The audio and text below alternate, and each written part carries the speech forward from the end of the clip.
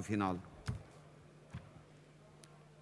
Poziția 10 terți, proiect de lege pentru ratificarea acordului între Guvernul României și Guvernul Statelor Unite ale Americii privind cooperarea în legătură cu proiectele nuclearo-energetice de la Cernavodă și din sectorul energiei nucleare civile din România, semnat la București la 9 decembrie 2020 și la Upper Marlboro la 4 decembrie 2020, PLX 128/2021. Suntem în procedură de urgență.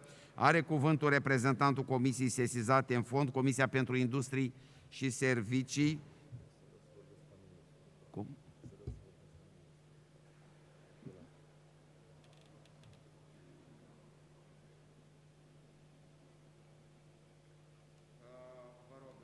Vă rog, domnul președinte, prezentarea raportului.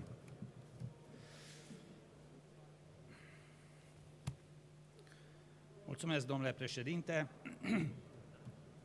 Raport proiectului de lege pentru ratificarea acordului între Guvernul României și Guvernul Statelor Unite ale Americii privind cooperarea în legătură cu proiectele nuclearo-energetice de la Cernavodă și în sectorul energiei nucleare civile din România, semnat la București la 9 decembrie 2020, la Upper Marlboro la 4 decembrie 2020. În conformitate cu prevederile articolului 94 și 115 alineatul 1 din regulamentul Camerei Deputaților, republicat cu modificările și completările ulterioare, Comisia pentru Industrii și Servicii a fost sesizată spre dezbatere în fond în procedură de urgență cu proiectul de lege. Consiliul Legislativ, cu avizul numărul 99/2021, avizează favorabil proiectul de lege cu observații și propuneri. Consiliul Suprem de Apărare a Țării avizează proiectul de lege prin hotărârea numărul 21 adoptată în ședința din 12 martie 2021. Membrii Comisiei pentru Industrii și Servicii au examinat proiectul de lege în ședința din 30 martie 2021 și au hotărât cu unanimitate de voturi să propună plenului Camerei Deputaților adoptarea proiectului de lege privind ratificarea acordului între Guvernul României și Guvernul Statelor Unite ale Americii privind cooperarea în legătură cu proiectele nuclearo-energetice de la Cernavodă și în sectorul energiei nucleare civile din România, semnat la București la 9 decembrie 2020 și la Upper Marlboro la 4 decembrie 2020, în forma prezentată de inițiator, cu următoarea precizare. Datorate unei erori materiale, inițiatorul a transmis Comisiei pagina numărul 10 din versiunea în limba română și respectiv pagina numărul 10 din versiunea în limba engleză ale acordului supus ratificării anexate în original prezentului raport, acesta înlocuind paginile corespunzătoare din forma înregistrată depusă inițial. Vă mulțumesc! Vă mulțumesc și eu.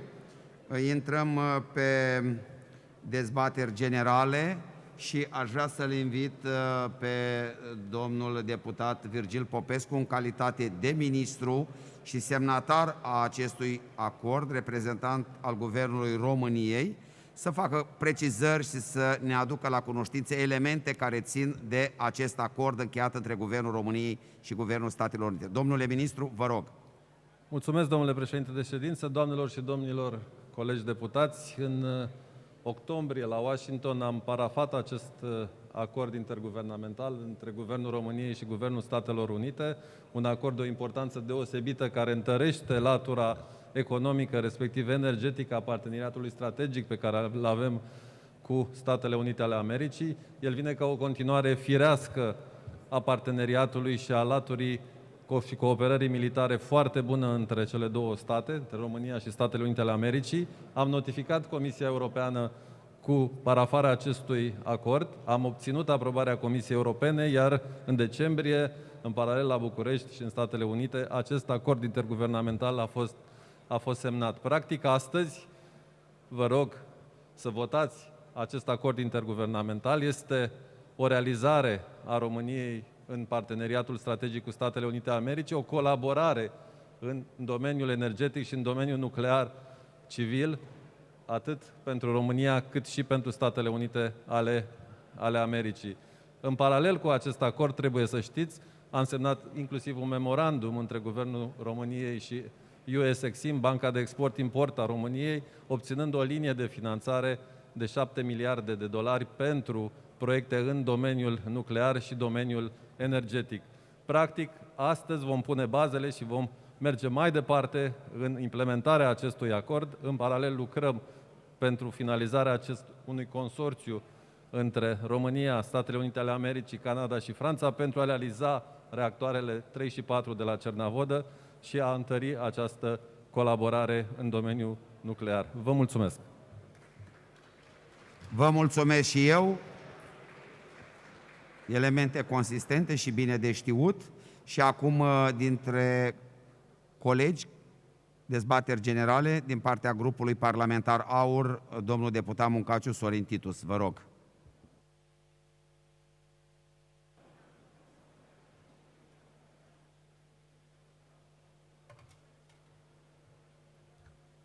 Mulțumesc, domnule președinte. Grupul AUR va vota acest proiect de lege, însă aș vrea să fac unele precizări în ceea ce privește baza acestui acord. Baza acestui acord este un acord comercial. Ori noi nu prea avem cunoștință despre termenii acestui acord. Și s-a mai întâmplat în istoria noastră ca acorduri comerciale să treacă exact cum probabil va trece acesta.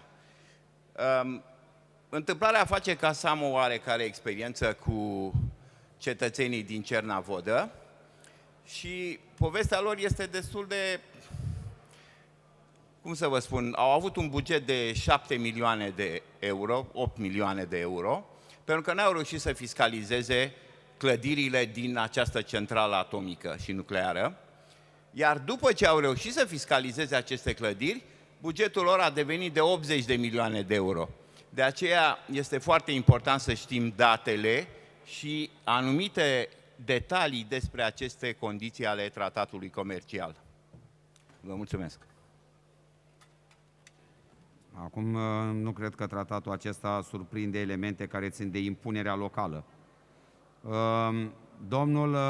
Doamna deputat Cătăuță Ana Maria, deputat PSD.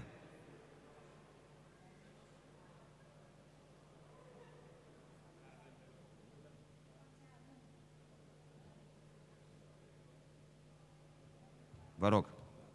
Mulțumesc mult, domnule președinte de comisie. Eu mă bucur. De ședință, nu de comisie. Îmi cer scuze. Vă rog.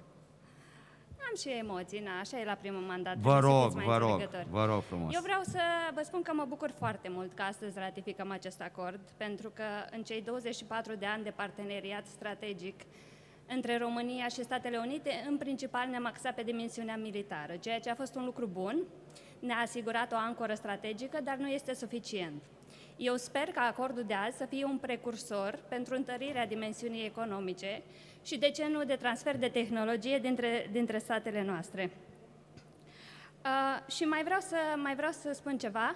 Vreau să vă mulțumesc pentru votul de ieri. De ieri sunt vicepreședinte al grupului Pro-America și vreau să vă spun că împreună trebuie să lucrăm mai mult și la întărirea dimensiunii parlamentare a acestui acord, acestui parteneriat strategic.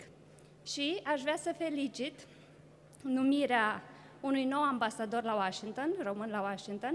Sunt convins că relația noastră bilaterală are nevoie de un, să-i spunem, suflu nou. Mulțumesc mult, domnule președinte de ședință. Vă mulțumesc frumos, ați trecut cu bine emoțiile și discursul a fost unul măsură. Vă mulțumesc. Din partea grupului USR Plus, doamna Prună Cristina.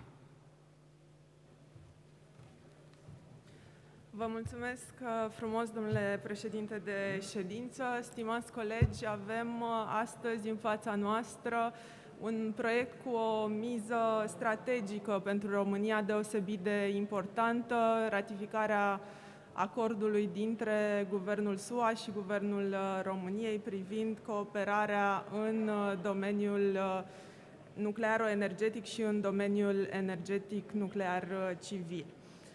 Probabil știți parte dintre dumneavoastră că în mixul energetic energia nucleară joacă un rol deosebit de important în România și evident acest acord o să contribuie la întărirea securității energetice a țării noastre. Iar la nivel diplomatic, acest proiect contribuie de asemenea la întărirea parteneriatului strategic pe care îl avem cu Statele Unite, dar și la întărirea relației bilaterale cu Statele Unite și evident USR Plus va susține acest proiect care ratifică acordul. M-am bucurat să văd că și în Comisia de Industrie a fost o susținere transpartinică și asta arată că, indiferent de lucrurile care ne despart, pe lucrurile cu adevărat importante, putem să dăm cu toții și să avem aceeași poziție și asta mă bucură foarte mult. Îmi doresc de asemenea ca susținerea intereselor strategice ale României să existe și pe alte problematici din sectorul energetic. Așa cum știți, probabil în contextul pactului energetic, pactului verde european, energia va suferi foarte multe transformări și de aceea e necesar ca noi, Parlament, să ne uităm foarte bine la deciziile pe care le luăm aici. Iar ținând cont că în acest moment la Bruxelles se discută principiile taxonomiei, sper că grupurile politice care sunt prezente și în Parlamentul European să susțină includerea gazului nuclear și a gazului natural și a nuclearului în taxonomiei. Evident, ambele elemente joacă un rol deosebit de important și România are un potențial foarte mare în aceste două domenii și aici nu vorbim doar de o miză a USR Plus, a PNL, a UDMR, a PSD, a minorităților sau a grupului AUR, ci vorbim de un interes pentru România și pentru români. Așadar, sper ca în continuare să facem front comun pe tot ce înseamnă susținerea proiectelor din sectorul energetic, pentru că e un sector cu o miză extrem de importantă și noi, Parlamentul României, trebuie să ne uităm în viitor și trebuie să ne uităm la interesele strategice ale României. Vă mulțumesc frumos! Vă mulțumesc și eu, domnul deputat Miuțescu Gheorghe Adrian, grupul PNL.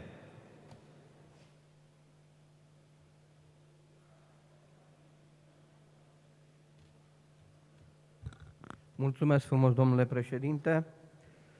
Văd că este o susținere unanimă privind acest acord și ne bucură acest lucru. Precizările pe care le-a făcut și domnul ministru Popescu cred că au fost foarte clare și definesc într-adevăr valoarea acestui acord și a tot ceea ce va urma. Partidul Național Liberal, grupul Partidului Național Liberal, evident că va susține și va vota pentru ratificarea acestui acord și vreau să vă spun că e foarte important că, de fapt, această relansare a direcțiilor strategice privind energia nucleară va genera o nouă deschidere și noi posibilități pentru anii care vin. Eu mulțumesc tuturor colegilor și mulțumesc celor care au contribuit la semnarea, la negocierea acestui acord. Vă mulțumim! Vă mulțumesc și eu. Iată că după ce ieri, aseară, prin votul Parlamentului a fost constituit grupul Pro-America, astăzi ratificăm acordul dintre Guvernul României și Guvernul Statelor Unite, deci elemente constitutive ale unui parteneriat stabil, solid și furnizor de securitate aici pe flancul est al NATO. Da, vă mulțumesc. Suntem în procedură de urgență, un singur vorbitor pe grup. Vă mulțumesc. Nemai fiind de amendamente, proiectul de lege rămâne la votul final.